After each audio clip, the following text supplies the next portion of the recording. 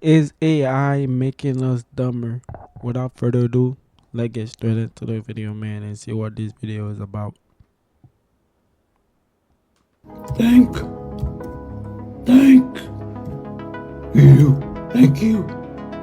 Maybe instead, you should say, Dear John, I wanted to say thank you for taking the time to meet for lunch last week. Please feel thus as a reference in the future. All the best. Hi, welcome to another episode of Cold Fusion. The year is 2035, and this is a slice of daily life. Every office is run by AI. Every corporate presentation, email, slideshow, it's all generated by AI. Every question in the office is met with frantic typing. Every answer is copied into reports. Most of the top 20 songs on the radio is AI-generated music. The top films and cinemas are produced in a few days, using artificial intelligence, of course. Studying is a thing of the past. Students must only learn the best way to use their domain-specific AI tools. And you get it by now, because everything you need in this new world is a prompt away. In the last century, this all would have sounded a little cartoonish, but in 2025, it's pretty easy to see how this all could happen. With this technology seemingly baked into every single piece of tech that we use today, are we going to slowly stop relying on our brains? Will we stop solving problems ourselves? Over the next decade, will AI gradually soften our brains, rendering us incapable of thinking for ourselves? In other words, is AI making us dumber? Monday CRM has the best AI features in the game, especially in sales. hands down. So for me, email composition. You are watching Cold Fusion TV.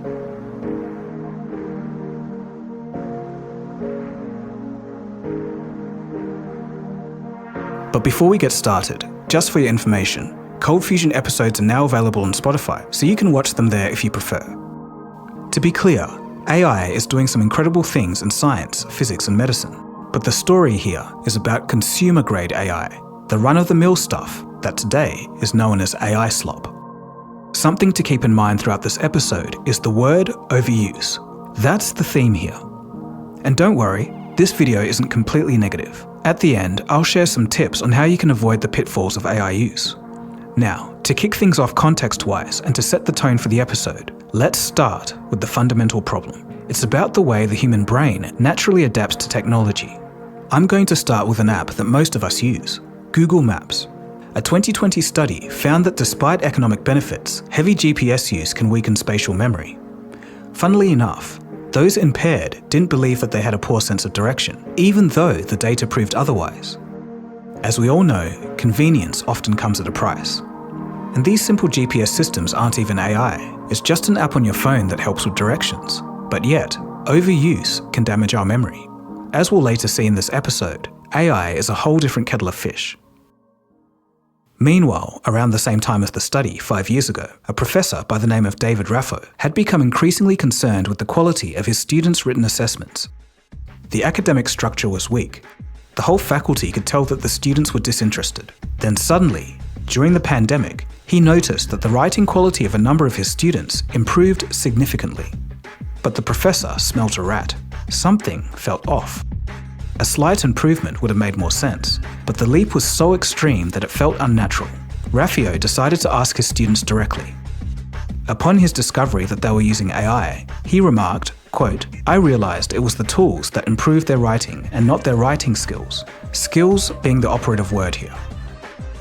The Portland professor didn't outright shame the use of AI, but he did say it was a mixed bag. Quote, "AI enables us to get work done quickly and efficiently by rapidly gathering and organizing information across written communications, developing..."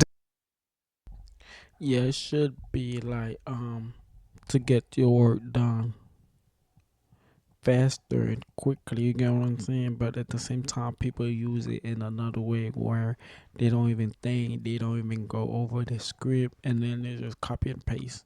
You get what I'm saying?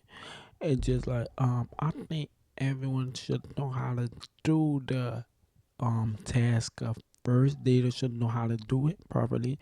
It's like calculating. You get what I'm saying?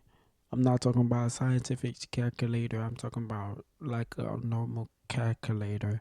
You know how to do division first. You know how to do addition, subtraction, and etc. etc.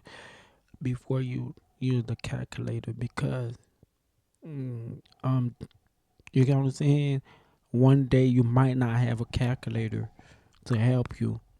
Then guess what? If you didn't know the basic, you didn't know how to solve it yourself. Guess what?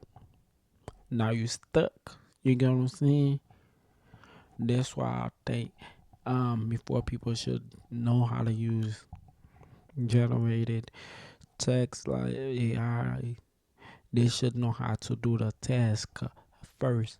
So just in case if this go down, you get what I'm saying? Like stop working, you already know how to do the thing by yourself. You get what I'm saying? Oh yeah. Um, what I mean by that, okay, so let's just say, okay, stop working, right? And then you already know how to do it without using AI. Guess what? You would be like, oh yeah, if I had I would get it done faster and sooner. You get what I'm saying? But since I don't have it, I already know how to do it anyways. Regardless, I'm just still gonna get it done. But if you don't know how to do it, guess what? If there's no AI, guess what now? Boom. Boom. You are stuck. You're gonna be stuck. You're gonna be like, God, Jesus Christ, I don't know what to do. You get what I'm saying? And then you should know how to do the task by yourself first before using AI. Designs and providing suggestions on how to address difficult issues and problems, end quote. But he added a caveat, quote, our mental and cognitive abilities are like muscles, so they need to be regularly used to remain strong and vibrant. Truly, it would take an extraordinary person to have the discipline necessary to stay mentally strong and vibrant when engaging with the technologies that are available, end quote. And that's an interesting point to consider. With the chronic overuse of artificial intelligence, would there be a kind of mental atrophy from a lack of cognitive exercise? And furthermore, you thought C++ was just C with classes? as he states, it's actually an uphill battle to resist the temptation of having things done easier, and hence this atrophy. This conversation is an important one to have, as Dr. Anne McKee, Alzheimer's researcher, said in the Diary of a CEO podcast, staying mentally active and in control is an important habit to prevent dementia. Over 50% of people that live to the age of 85, if you looked at their brains, half of them would have Alzheimer's disease. Not everyone gets the symptoms of Alzheimer's disease at 85, but they'd have the pathology. Now, things you can do to lessen the symptoms of Alzheimer's disease are using your brain, challenging your brain, because high cognitive reserve, high cognitive ability gives you strength, brain resilience against these diseases. So even if you have pathology, you can circumvent the areas of injury, the areas that aren't working well, and not experience the symptoms. So that's one thing. Knowing that information, this next clip highlights the exact applications we don't want to encourage. So you guys may have noticed I snuck a peek back at the shelf a moment ago. I wasn't paying attention, but let's see if Gemini was. Hey, did you happen to catch the title of the white book that was on the shelf behind me? The White Book is Atomic Habits by James Clear. That is absolutely right. It is prudent to gain some awareness of how revolutionary tech progressively makes us more dependent, something that has been quite prevalent in the 21st century. In fact, there's actually a wide range of studies on the effects of using calculators for basic math. I think, I'm not gonna lie, I think that would kill the job, the basic jobs. For example, back in the days, even if you didn't go to a higher education, you didn't cross the limit of higher education, like being a doctor, being an engineer, being a lawyer. You get what I'm saying? You can get a decent job and still live. Guess what? I don't think those decent jobs will exist anymore, because it's easy to program something, like put coding in and do the task because it's easy and quick. You get what I'm saying?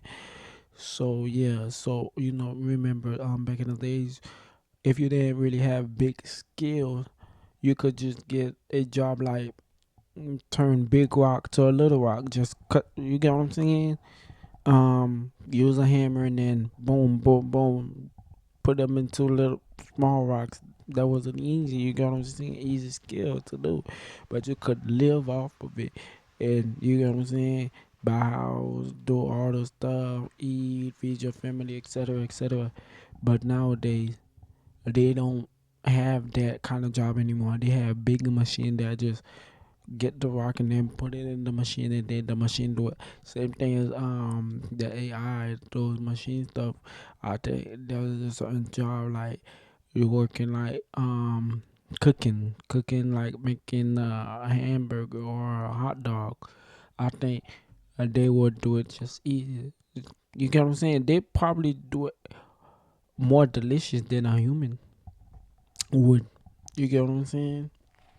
Yeah, because all you have to do is just fry this, put this in this. You know what I'm saying? Then put the ketchup, put the tomato, put this, put lettuce. You know what I'm saying? Then boom, hand it to the customer. Boom, easy.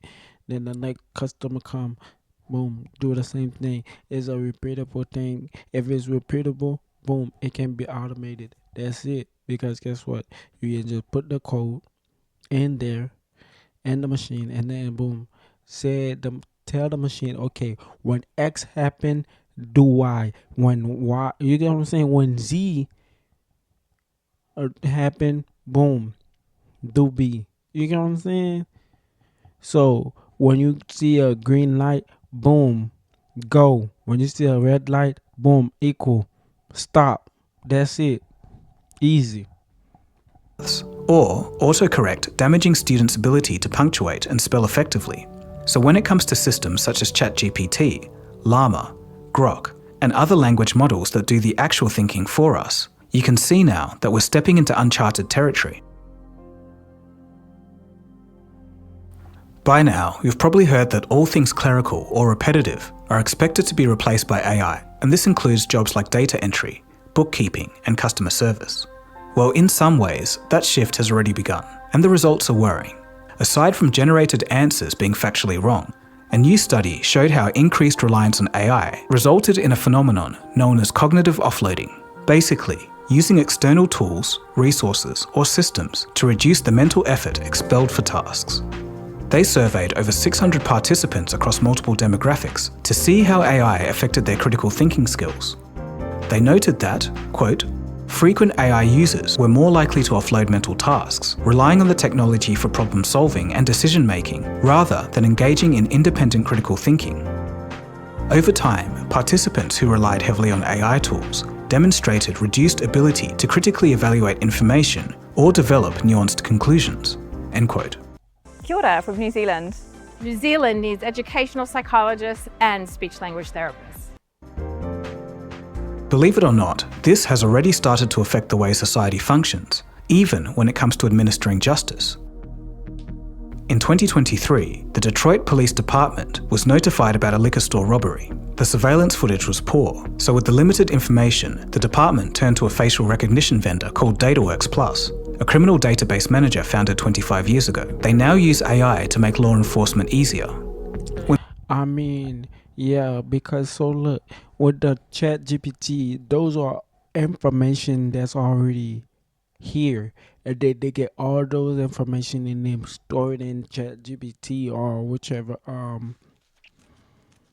thing you're using. When you ask, oh, when was this happened, and then boom, it just give you. You get what I'm saying? Everybody knows that. You get what I'm saying? It give you the answers because it's already been there. You get what I'm saying? So look, it's just the same thing as this. It's just like they get everyone like a record. You get what I'm saying? Then put it, boom, the date, the age, you get what I'm saying? The colors, etc., etc. And then they already have the pictures. You get what I'm saying? Boom. Okay. Scan this person. Okay, I see his face match with this, match with this person. Is it exactly that? And then the code say yes, boom. Or they might just send it and is it truly him? Okay, boom. There's all the information. Boom. That's it. That's it, bro. When the scan of the footage was completed, the AI facial recognition analysis pinged a match from a 2015 mugshot. It was of Portia Woodruff. She'd been arrested previously for an expired license. When the police arrived to arrest Portia, she was reasonably surprised. She pointed to her stomach, as she was 8 months pregnant at the time, definitely in no shape to commit a violent felony. Acting solely based on DataWorks analytics, the police wrongly arrested her, which led to Portia suffering from dehydration and labour complications. Ultimately, the case was dismissed due to insufficient evidence.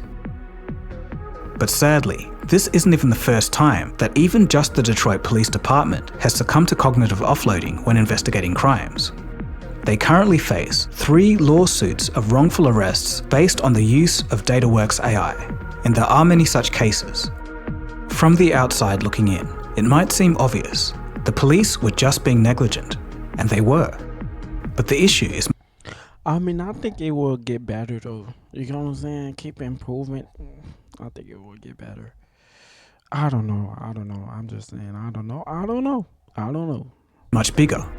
This technology is being sold as a reliable alternative, and that's the real problem. People trust AI because it makes life easier. Just like in the GPS study, the effects are hard to notice when it becomes part of our daily routine. It's the convenience. It's so tempting. But hey, want to see cognitive offloading in action? Just head over to X/Twitter and look at the replies to tweets. Over there, you'll see people asking the Grok AI to explain the simplest of posts. Many users simply can't be bothered thinking for themselves anymore. They would rather trust an AI to find the answer. Whether this is perceived as progress or not is up to you. Now that being said, I could see how asking an AI on social media could be useful to save time. But the overuse and asking the AI to explain simple posts is a bit worrying. But even if you think you're not the kind of person to do that, there's something interesting beyond this that the rest of us can learn from. When you think about it, we are all surrendering to algorithms for decision-making daily. Think of how algorithms work on platforms like Instagram, Facebook, Twitter, TikTok, and even YouTube. It's even possibly how you found this video. But the fact of the matter is that today, people tend to surrender their agency all the time. They simply don't realize it. The more we rely on these algorithms, the less we ask ourselves what we actually want. Ultimately, the algorithm decides, not us. Alec Watson from the channel Technology Connections calls this algorithmic complacency.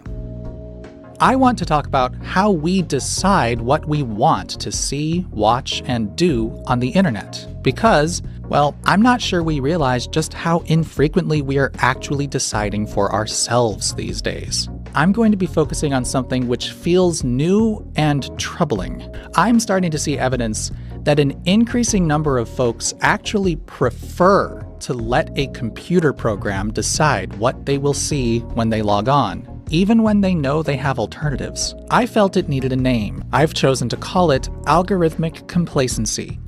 Think for a moment about what your experience on the internet is like these days, and if you're old enough, how it differs from a couple of decades ago.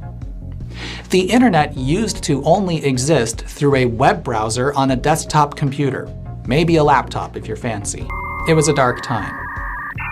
Back then, Google was just a happy little search engine which helped you find websites. And when you found a cool website which you liked, you'd use your web browser to bookmark that website. That would make sure you could get back to it later without having to search for it again, like writing a note to yourself. In other words, the internet was still very manual, and you were in charge of navigating it and curating your own experience with it. For the generations entering adulthood in the 2020s, they tend to trust algorithms more than they trust other humans.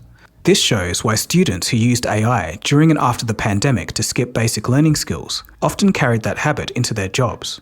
As we'll see near the end of this episode, many now rely on extra tools to cover gaps in their abilities. So, here's a question for you. Is this working smarter, or is this slowly eroding long-term mental strength? As always, it's quite new.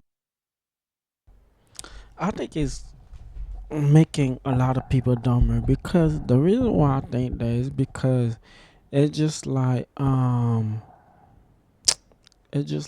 can I say that?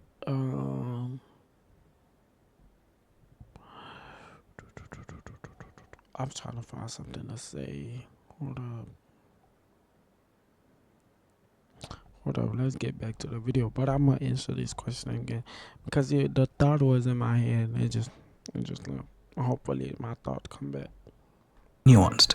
Currently, for simple, repetitive tasks where AI doesn't make mistakes, it can indeed save time. But if people continue to use AI to do all of their thinking for them, they'll barely be thinking at all.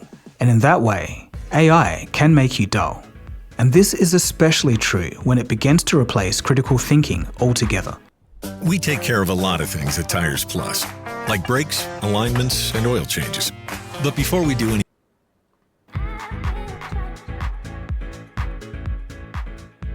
Since the mid-90s, the internet brought us into the information age, now amplified by search engines, social media, and YouTube. Now with AI synthesizing that information into knowledge, we've entered the knowledge age. And that sounds great in theory, but if that knowledge is flawed and most people can't tell, our grasp on reality starts to slip. We already saw this with the launch of AI overviews by Google last year. You all know it. It's that little AI-generated block that you see at the top of your Google search results. At launch, it was a disaster. From calling Obama the first Muslim commander-in-chief to calling snakes mammals, or saying that eating 1 rock a day is healthy, it revealed the glaring shortcomings of AI. Now, in a few years, this technology could be near perfect, but for now, trust is compromised because at the time of writing, hallucinations and bad sources remain a fundamental issue. It's a real problem because people go along and take this information and then post them on other platforms as facts. And that's the crux here. AI is fundamentally different from the other technologies that we mentioned earlier because it still gets a lot wrong. 70% of people say that they trust AI summaries of news, and 36% believe that the models give factually accurate answers. But a BBC investigation last year found that over half of the AI-generated summaries from ChatGPT, Copilot, Gemini, and Perplexity had, quote, significant issues. Even just simple tasks, like asking ChatGPT to make a passage look nicer, can end up distorting the original meaning of the text, and a lot of people wouldn't know this. In early 2023, researchers at Oxford University studied what See what I was saying earlier, most people won't notice because they don't even go over the text. They don't even read it. You get what I'm saying? They don't even think, does this really make sense? Let me see. They don't even do that. They just copy and paste it. That's it. What happens when AI reads and rewrites AI-generated content. After just 2 prompts, the quality dropped noticeably. By the 9th, the output was complete nonsense. They call this model collapse, a steady decline in which AI pollutes its own training data, distorting reality with each cycle. In a second, I'll tell you why model collapse is so dangerous for the quality of the knowledge on the internet. But first, just take a listen to what one of the leaders of the study stated. In an email exchange, Dr. Ilya Shamalov, who ran the study, states, quote, "It is surprising how fast model collapse kicks in and how elusive it can be. At first, it affects minority data that is badly represented. It then affects diversity of the outputs, and the variance reduces. Sometimes you observe small improvement for the majority data, which hides away the degradation in performance on minority data. Model collapse can have serious consequences." End quote. But that isn't the most troubling part of the story. According to a separate study conducted by researchers at Amazon Web Services, about 60% of internet content as of this year has been generated or translated by AI. In other words, if these numbers are even close to accurate, this technology is causing the internet to slowly eat itself, producing more and more inaccurate information with each cycle. Either AI technology improves so quickly that we avoid the worst-case scenario, or the internet will just be inaccurate, incomprehensible AI slop.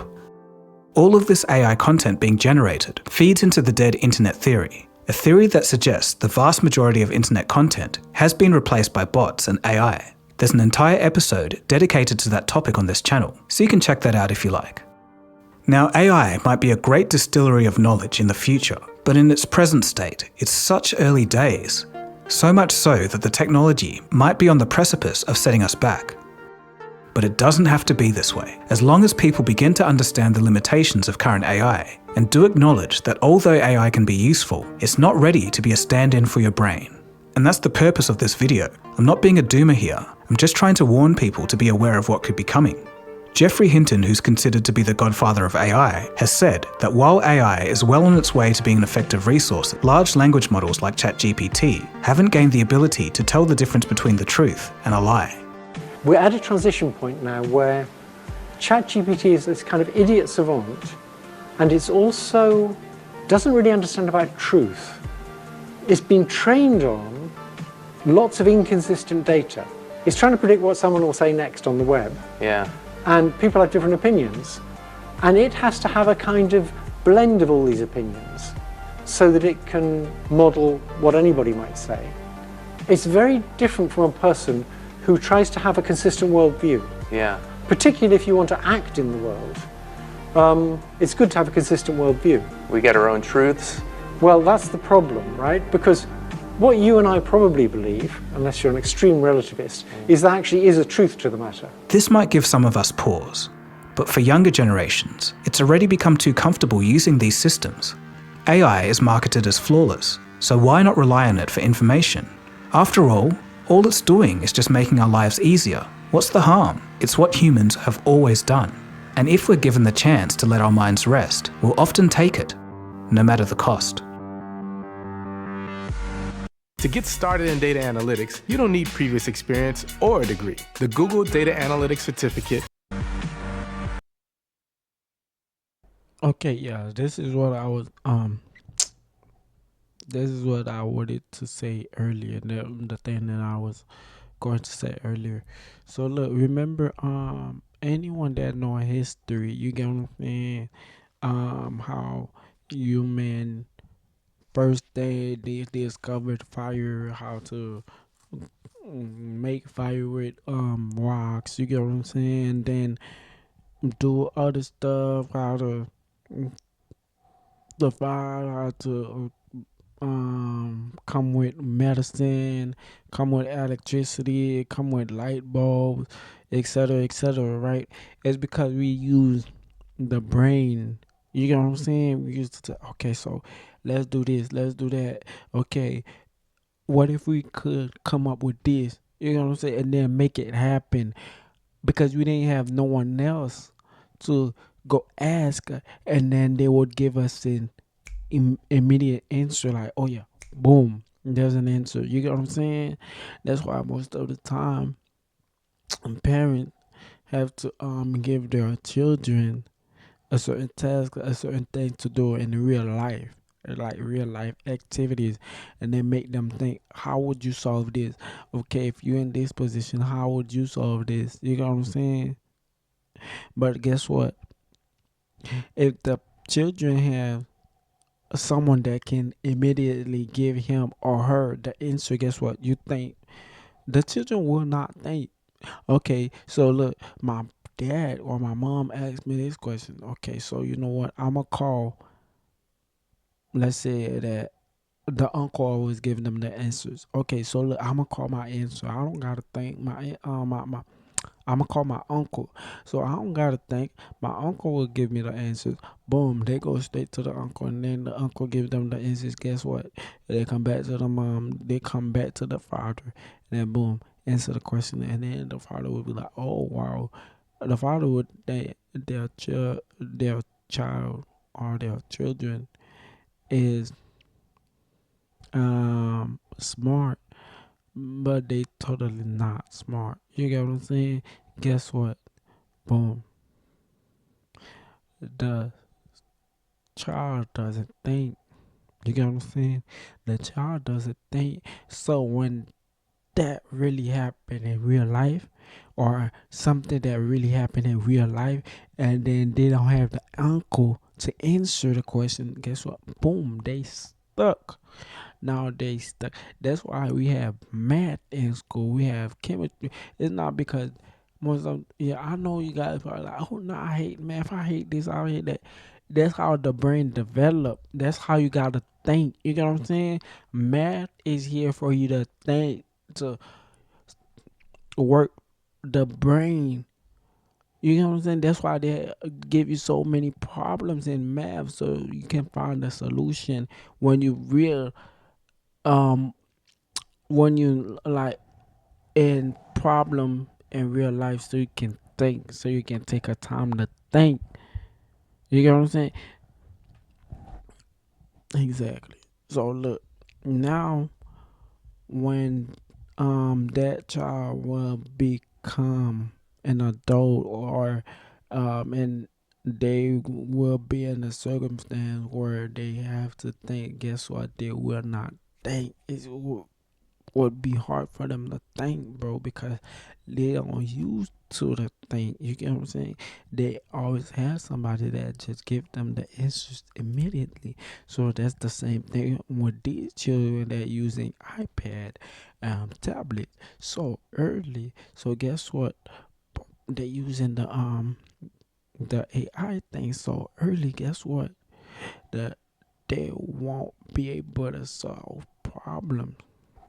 They won't be able to solve problems. Are they gonna be creative? I don't know. I don't know about that. But bro, come on. I'm telling you, man. As university professors continue to grapple with, because it's the same thing as these kids. And that the professor, the teacher, would ask them something in school or in the homework. Guess what? Oh, I have ChatGPT. Oh, I have this software. I have this software that can just answer the question. Boom. They guess what? Same thing about the uncle thing that I was talking about, right? Boom. They just go to the software and then ask the software the question, and then boom, the software will give them the answer, right? Boom. Make it easy and simple for them, right? And fast. Same thing with the uncle thing. You get what I'm saying? The parents ask the child the question, and boom, they go straight to their uncle, and then the uncle give them the answer. Boom. Simple, easy, and fast. That's it. with AI doing students' homework for them, automation and the use of language models is no longer containable. Students coming into university are using AI almost like a rite of passage. And students, like those in Rafo's class, have graduated taking their habits with them to the workplace. In fact, this is happening on a massive scale. Surveys conducted among employees aged 22 to as old as 39 have been using AI to lessen their workload. Gen Z has obviously taken the lead with this one, with some businesses finding out that over 90% of their employees use 2 or more tools weekly. Now, this in itself isn't necessarily a bad thing. Over half of younger employees surveyed about their AI use explained that corporate life can be unbearable with spending 30 minutes or more finding the right tone for an email. And a lot of people coming across this video have undoubtedly struggled with productive briefings about something discussed just 24 hours earlier, probably thinking, oh man, Robert wants to know about the team's synergy again. And this isn't to mention that AI can increase productivity. It can help scale businesses, help with management, and cross-team communication. But this episode is focusing specifically on the overuse of LLMs, the AI slop, overusing it to such an extent that it substitutes for thinking with your own grey matter. Later, at the end of this episode, we'll explore how to avoid being lulled into not thinking for yourself. But all of that being said, if incoming generations of workers aren't careful, they'll become over-reliant and their creative muscles will begin to atrophy, much like those surrounding a broken leg. With AI often providing inaccurate information, the last thing you want to be recommended is the wrong SIM for a new country while you're traveling. This is where I'd like to introduce to you Saily, a new eSIM service app from Nord Security. If you've ever been lost abroad or desperately need an internet connection, you'll understand what a difference a local SIM card can make. Thanks to you guys watching my videos, I get to travel sometimes to cover some interesting stories in the world of tech and science. And I personally haven't gone without an eSIM. First of all, it saves you a ton of money on roaming fees, and that's because it provides you an internet connection wherever you travel, and you can buy the data as you need. Saily lets you choose several affordable eSIM plans in over 150 countries and 8 regions. You can get tons of data and never have to worry about losing a connection. Plus, with the Saily app, getting an eSIM couldn't be simpler. You just buy a plan and activate it, all on the Saily app or website. Once it's activated, you're good to go. No more ducking in and out of cafes for Wi-Fi. In fact, and this is a true story, while traveling in the United States, one of my colleagues had to use my phone for a hotspot to avoid roaming charges. So with Saily, there's no more waiting in line at the airport for a physical SIM card or fumbling to switch one out. All Saley eSIM plans are compatible with iOS and Android devices, and if you're travelling to multiple countries, the eSIM just needs to be installed once, eliminating the need for users to install so you're covered virtually wherever you're going. A Saley eSIM is really a traveller's best friend. It's the best decision you can make before going to another country. Click the link below or use the code COLDFUSION to get an exclusive 15% off your first purchase. Alright, now back to the video. Grammarly now uses AI to help you write, not just revise. Type a prompt and generate a So before swearing off AI altogether, or getting paranoid about losing free agency, it's important to remember, while these language models aren't exactly like GPS or spell check, they are all tools, devices used to carry out a particular function. It might seem like an imminent threat, but the fear of automation isn't new, and when it's done properly, it ultimately makes us more productive. Way back in 1979, Dan Bricklin and Bob Frankston created VisiCalc, the first real spreadsheet program for personal computers. It aimed to speed up the processing of spreadsheets. A lot of people don't know, but if one number changed in a massive spreadsheet, you'd have to recalculate the whole thing and write it down.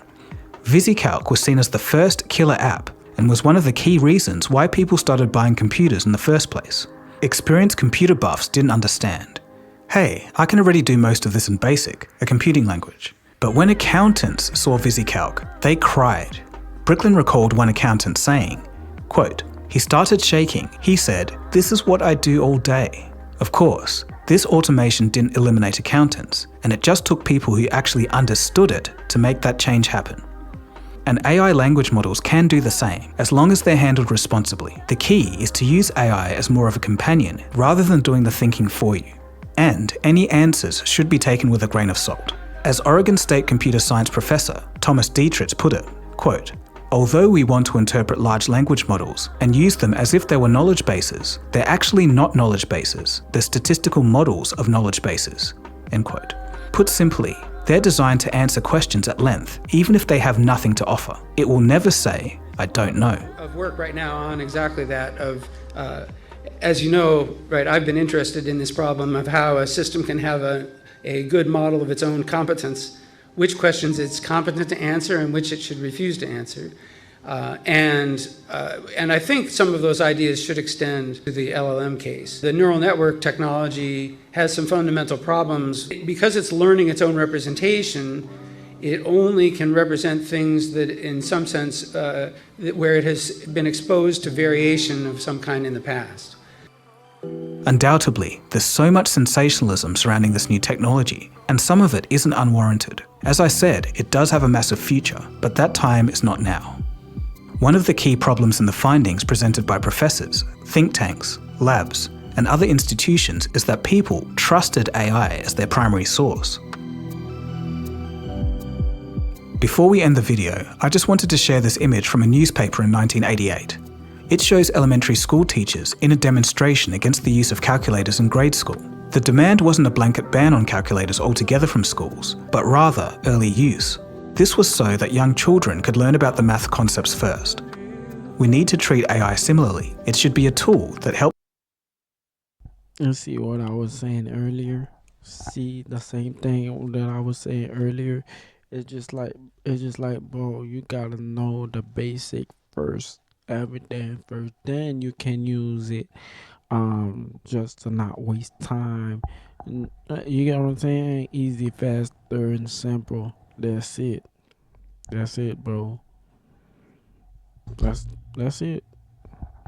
But it's when people just keep using it for every single detail. Guess what? You're not even gonna think. When your children, like when your child or when you're in real life circumstance, like a real life situation, when you have to use your brain, boom, guess what? You're not going to be able to use your brain because you're not used to it. You're going to feel like annoying. I don't know what to do. Guess what? Yeah, clearly you don't know what to do. Because in the past few years, you never knew what to do because you didn't use your brain. Duh. Helps us get things done and done more efficiently, but we shouldn't lose our own ability to understand complex problems. No matter how sophisticated AI becomes, humans and their capacity to think critically will be necessary. We have authentic experiences and a nuanced understanding of the world around us that is so complex. Until the AI overlords come, humans should value and treasure their abilities to think for themselves. After all, there's a reason why the phrase from the first principle of René Descartes' philosophy is so popular, because it truly defines the one thing that makes us humans. We think, therefore we are. So that is the story and the discussion of if AI is making us dumber. I'd be interested to hear what you guys have to think. Thanks so much for watching this longer episode all the way to the end. It means a lot. If you did like this, feel free to subscribe to Cold Fusion. There's plenty of other interesting topics on science, technology, and business. Anyway, that's about it from me. My name is Dagogo, and you've been watching Cold Fusion, and I'll catch you again soon for the next episode. Cheers, guys. Have a good one.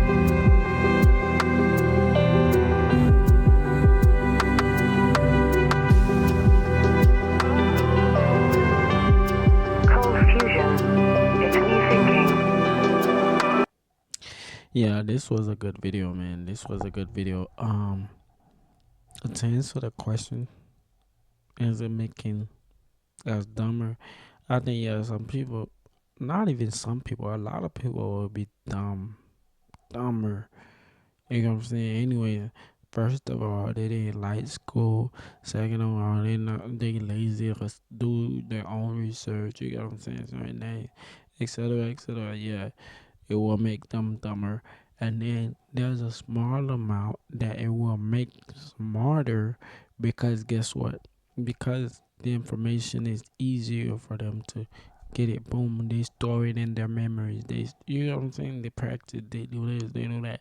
Then another amount of people will be rich easier as well, because guess what? They can use it to make money. They can use it to do a certain thing.